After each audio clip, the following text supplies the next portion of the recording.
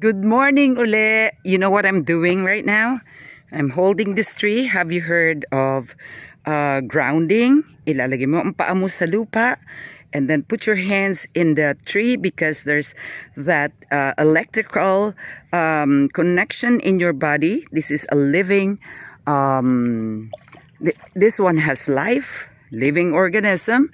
And our body connects to the ground because there is an electromagnetic field that our body needs para sa ating mga chemical reactions na nangyayari sa ating katawan.